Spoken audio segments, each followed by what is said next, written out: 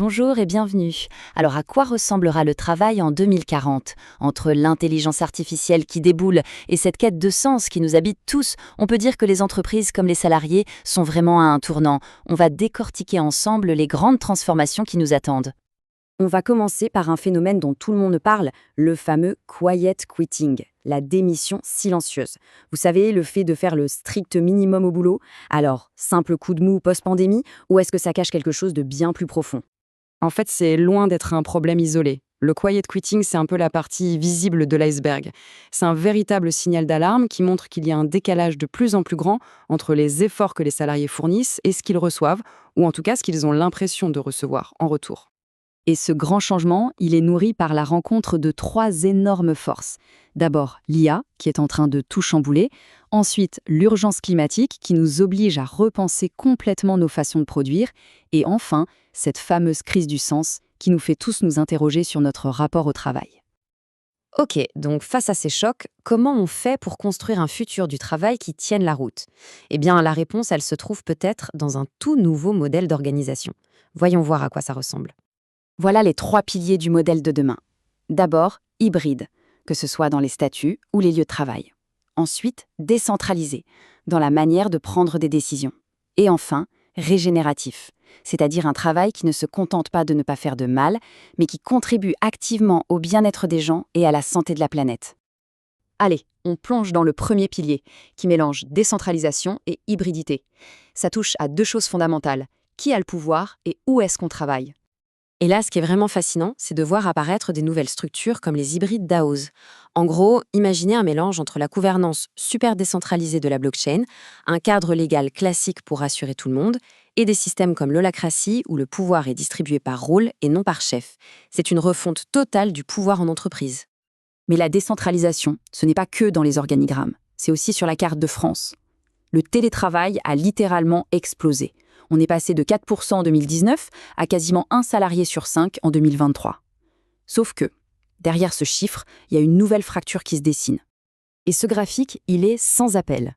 Le télétravail, c'est encore un luxe des grandes villes. On a 43% des salariés parisiens qui le pratiquent, contre à peine 11% en zone rurale.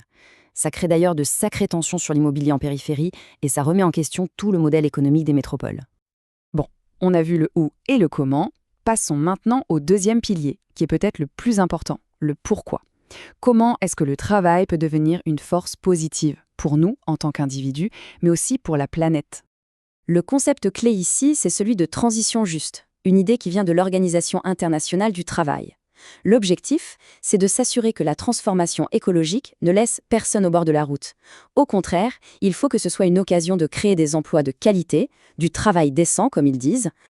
Une des réponses concrètes à cette crise du sens, c'est la réduction du temps de travail. Mais attention, toutes les semaines de 4 jours ne sont pas les mêmes.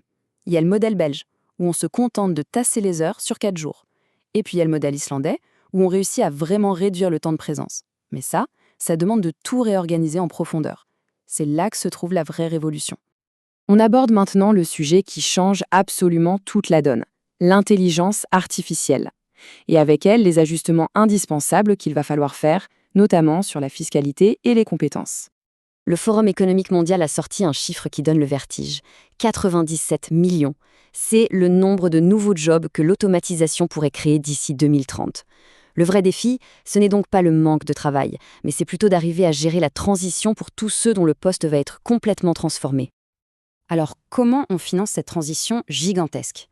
L'idée d'une taxe robot fait son chemin, mais elle divise. D'un côté, ses partisans disent qu'elle pourrait financer un nouveau filet social, comme un revenu universel. De l'autre, ses détracteurs craignent qu'elle nous plombe la compétitivité de nos entreprises. C'est un vrai choix de société. Et ce tableau, il résume bien les deux chemins possibles. Si on ne fait rien, le risque est clair, une explosion des inégalités. Mais avec une fiscalité bien pensée, non seulement on pourrait sauver notre protection sociale, mais on pourrait aussi libérer du temps pour des activités hyper importantes, comme se former ou s'engager dans la vie de la cité. Dans ce monde qui bouge aussi vite, les compétences techniques, même les plus pointues, se démodent à une vitesse folle. Ce qui va vraiment compter, ce sont les métacompétences. La capacité à apprendre, à s'adapter, à résoudre des problèmes qu'on n'a jamais vus avant. Bref, c'est l'agilité intellectuelle qui fera toute la différence.